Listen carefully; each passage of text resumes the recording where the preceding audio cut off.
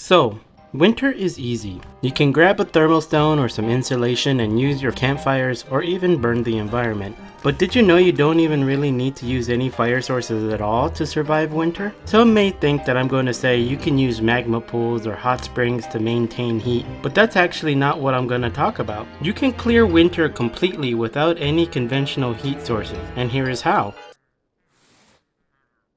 Sleep. Yeah, sleeping restores your heat. You can use a tent or a fur roll to increase your temperature, and if you're a webber, you can use the tier 3 spider nest as well. Sleeping will raise your temperature up to 40 degrees, and it's rather pretty useful. The tent and its similar types will protect you from the elements, while the fur roll won't actually protect you as much, and you might need some insulation to help you raise your temperature. However, it's not exactly required.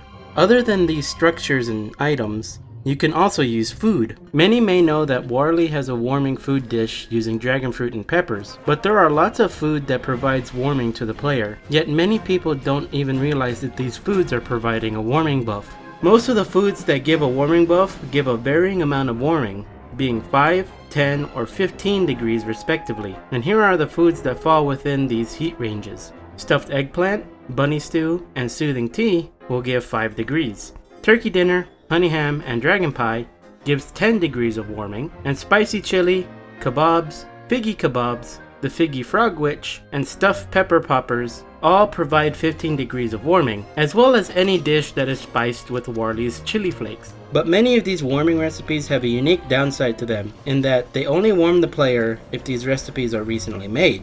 They lose their warming abilities over time as they spoil, and they also lose it much faster if placed in an icebox.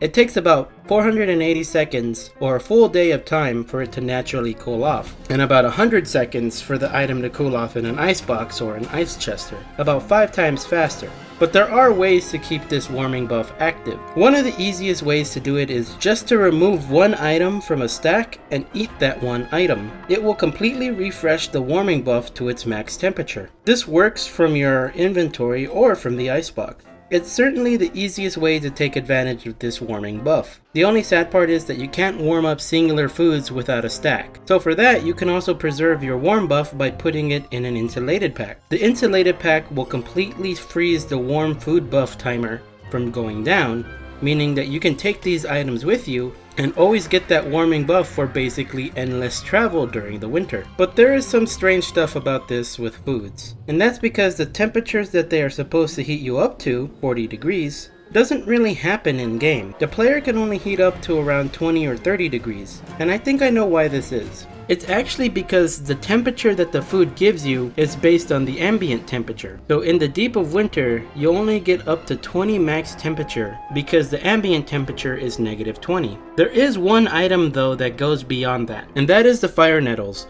a weed collected from farming. It has a chance of popping up when you plant normal seeds, or they also pop up randomly at the beginning of spring or autumn. These fire nettles are the strongest warming food item, giving you a full warming of 60 degrees over the environment, making it actually potentially deadly if used outside of winter. Many of these items can actually warm you up pretty nicely, though they can't really warm you up more than a fire pit can, but it's something nice to have as you're traveling. It basically gives insulation items a lot more value versus just using a thermal stone, because you can always keep moving by eating these items versus having to wait for a thermal stone to heat up. This is just a really fun concept I thought I'd share with you guys. And with that, I hope you all enjoyed. Try out these foods and survive winter without a fire. Remember to like, comment, and subscribe. Until next time, this has been Tara, and take care.